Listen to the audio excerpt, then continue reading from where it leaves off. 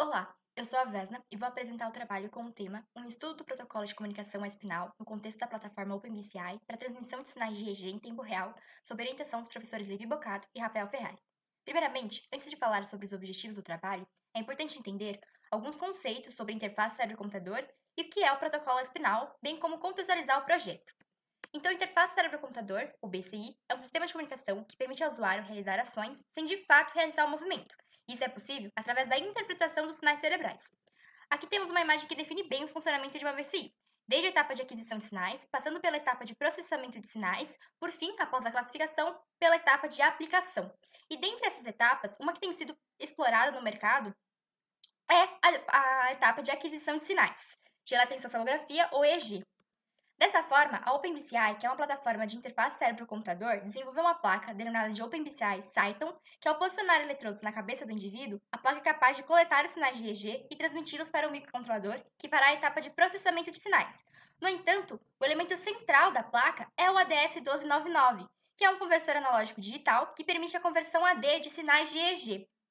Contudo, a placa Cyton utiliza a comunicação Bluetooth para transmitir os sinais adquiridos para o computador ao qual ela se conecta, o que limita a taxa de amostragem em apenas 250 Hz.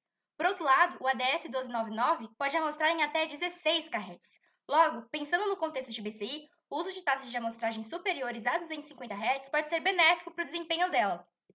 Dentro disso, surge o protocolo espinal, que permite a comunicação sem fio entre dispositivos ESP32 sem a utilização de Wi-Fi.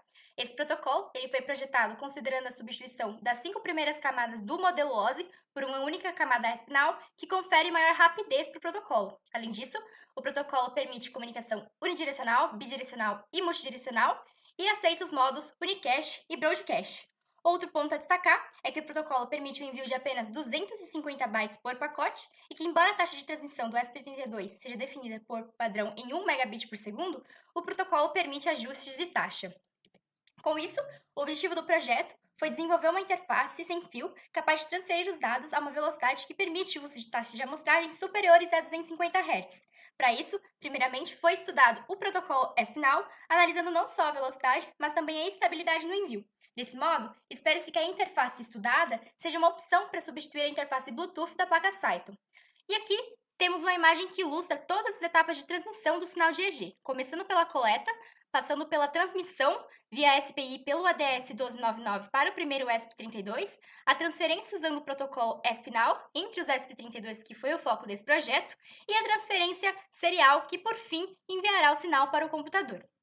Dessa forma, considerando a máxima frequência do ADS1299, que é 16 kHz, e sabendo que ele possui entradas para 8 eletrodos de 24 bits cada um, espera-se que a nova interface chegue no mínimo em 4 megabits por segundo ou 625 microsegundos. Então, para validar as taxas disponíveis no protocolo espinal, foram utilizados 4 valores, sendo eles 6 megabits por segundo, 12 megabits por segundo, 54 megabits por segundo e 1 megabits por segundo. E essa taxa de 1 megabit por segundo, que é menor do que a 4 megabits por segundo, que é a taxa desejada, foi utilizada apenas para validar o funcionamento do protocolo sem configurações de taxa. Além disso, para cada taxa foi considerado tanto o endereço unicast quanto o de broadcast, que tende a ser mais rápido porque o transmissor não espera receber do escravo uma confirmação de recebimento, que é o SK, e também foram enviados 250 bytes entre cada transmissão, sendo o primeiro byte o índice do pacote. Tendo então definido os valores das taxas, foram criados 4 métodos para validar o tempo de transmissão entre pacotes, bem como a sua estabilidade. Então, o primeiro método se preocupou em enviar o dado para o escravo somente se o envio anterior aconteceu. Isso foi controlado através do acionamento de uma flag localizada dentro da função callback de envio, já que sempre que um dado é enviado, essa função ela é chamada.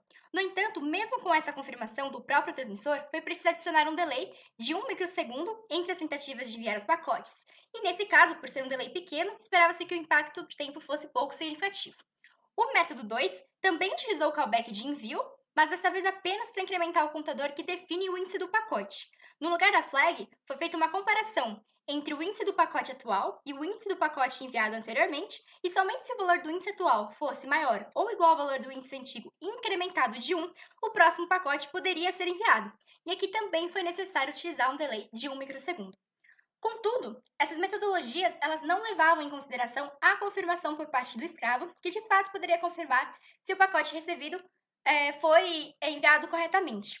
Dessa forma, as duas últimas abordagens utilizaram na comunicação bidirecional para implementar o conceito de handshake. Então, em outras palavras, o mestre só enviaria o próximo pacote ao receber uma confirmação do próprio escravo. Então, o terceiro método, além de utilizar a função callback de envio para incrementar o número do pacote, ele também utilizou a função callback de recebimento, que é chamada toda vez que o mestre receber uma sinalização por parte do escravo. E dentro dessa função, uma flag é setada caso o escravo confirme o recebimento do pacote, e somente com a ativação dessa flag, o mestre ele pode enviar o próximo conteúdo. No entanto, para melhor controlar a numeração dos pacotes, além de verificar a flag de confirmação, o mestre verifica se o pacote atual é igual ao pacote antigo mais um. E se ambas essas condições forem satisfeitas, aí sim o mestre pode enviar o próximo pacote. Já o método 4, ele também usa a confirmação do recebimento do pacote, mas ele também recebe do escravo uma confirmação se o pacote recebido ele está correto ou não. Desse modo, ao receber o pacote, o escravo analisa seu primeiro byte. Caso o valor recebido corresponda ao valor esperado, ele envia uma confirmação para o mestre, indicando o sucesso do recebimento, e então o mestre sabe que ele pode enviar o próximo pacote. Por outro lado, caso o byte não corresponda ao valor esperado, o escravo envia para o mestre o valor desejado e com isso o mestre tenta novamente mandar o mesmo pacote. Logo, em relação aos resultados de tempo de transmissão, notou-se uma grande variação nos tempos entre os envios de pacotes em relação a todos os métodos e que a maioria das vezes o uso do endereço de broadcast ele aumentou a velocidade de transmissão conforme esperado. Então, aqui, se a gente pegar a taxa de 6 megabits por segundo, sem broadcast, ela deu 786, com o broadcast ela diminuiu para 720, então o protocolo ficou mais rápido.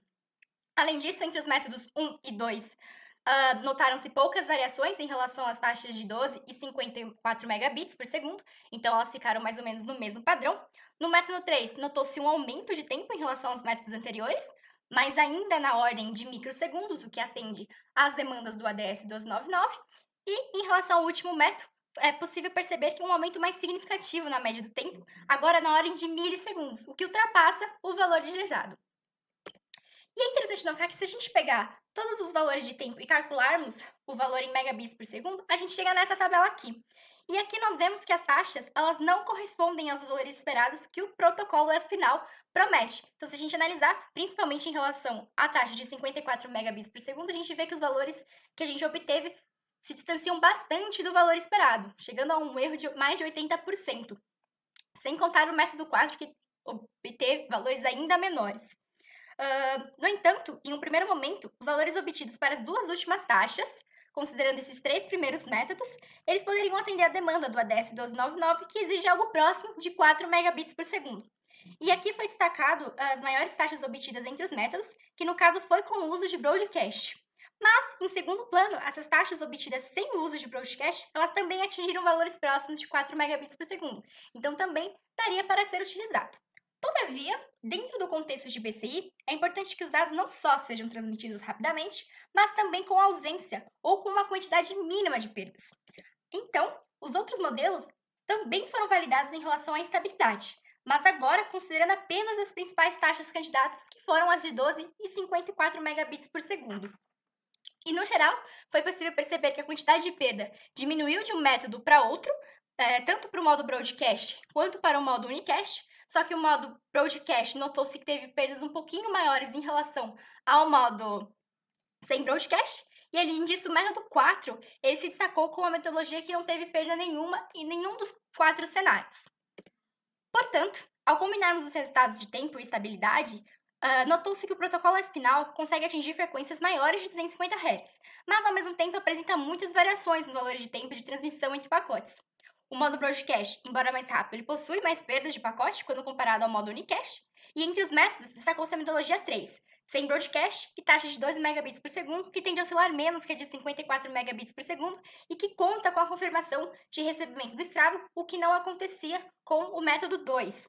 Além disso, a utilização do método 4, que embora alcance taxas inferiores à máxima permitida pelo ADS 1299, ela chega próxima de 2 kHz, que é bem inferior ao 16 kHz que a gente estava buscando, ela pode ser uma melhor alternativa, vista a perda nula de pacotes.